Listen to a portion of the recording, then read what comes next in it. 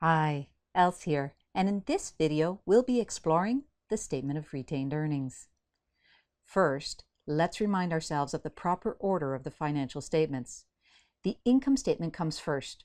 The profit, or net loss if expenses are greater than revenues, is a measure of a business's performance. We covered the single-step income statement in our last video. Next, businesses must prepare a statement of retained earnings. This statement reports how profits and dividends have affected equity.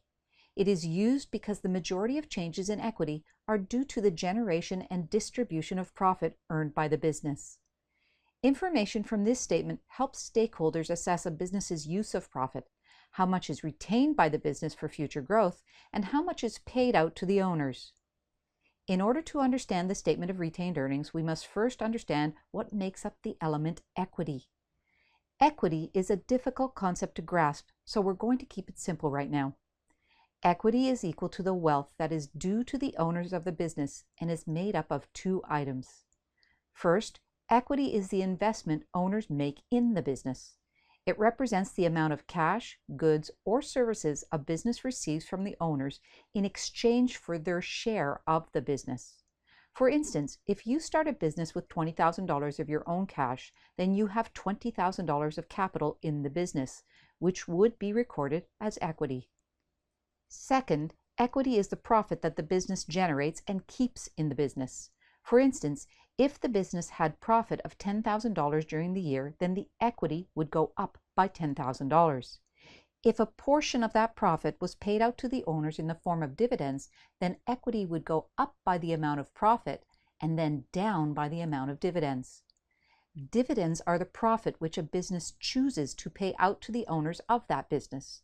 For example, if a business had profit of $10,000 but paid out dividends of $2,000, then equity would increase by a net amount of $8,000, which are the profits that the business kept. This is called retained earnings, meaning the profit or earnings kept or retained in the business. So, to summarize, equity is the capital invested by the owners plus the profit less the dividends retained by the business. Equity is owed to the owners of a business by the business. Equity, capital plus retained earnings owed to the owners. The statement of retained earnings focuses on how the retained earnings component of equity is determined. Let's take a look at the structure of this statement. As always, the statement starts with the heading, which must include the business name, the title of the financial statement, and, similar to the income statement, the time period covered. The body of the statement always starts with the beginning or opening balance of retained earnings. This balance is always the closing or ending balance from the prior period statement of retained earnings. Think about opening retained earnings the way you would about the balance in your bank account. The balance in your account at the end of one day, say December 31st, is the opening balance in your bank account the very next morning, on January 1st. Opening retained earnings is exactly the same. The ending balance on December 31st in one period would be the opening balance on January 1st in the next period. Note that if a business has just started, the opening balance would be zero since they have never been in business before. In the example we're using in this video, the profit from all prior periods less the dividends paid out in all prior periods is equal to $92,400. Next, the profit from the income statement is added to the beginning balance from retained earnings. If the business has a net loss, it would reduce the prior year's retained earnings balance. In this case, we have a profit, so we would add $17,100 to the opening balance of $92,400. Note that the amount, $17,100, is from the income statement in our last video. This shows the connection between the two statements. Profit from the income statement is used to calculate retained earnings. Next, we have to deduct the dividends paid to the owners.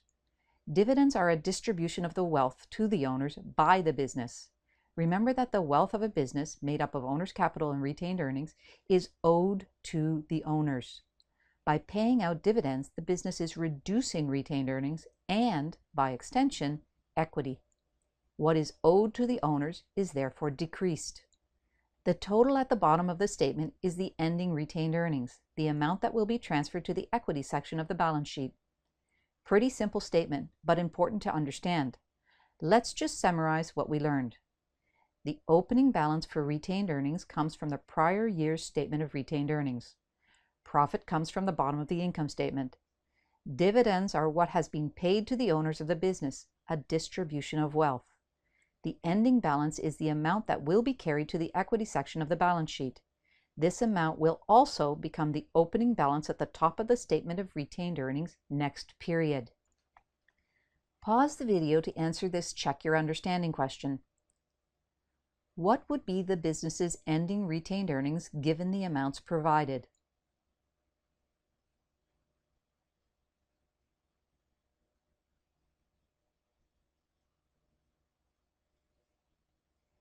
A is incorrect. You remembered the opening balance, revenues, and expenses, but you forgot to deduct the dividends.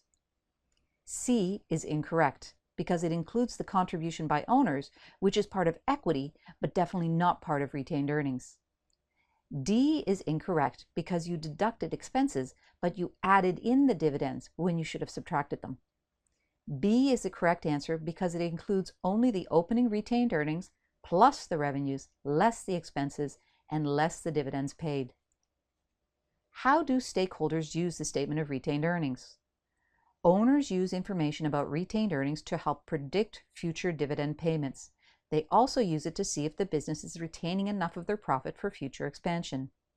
Lenders, such as banks, use it to determine if dividend payouts are appropriate and leave enough cash for debt repayment. Other creditors use retained earnings information to see if the earnings are invested back into the business's future. As you already know, the statement of retained earnings is connected to the balance sheet, providing the ending balance in retained earnings, which is then used in the equity section of the balance sheet, which is the topic of our next video.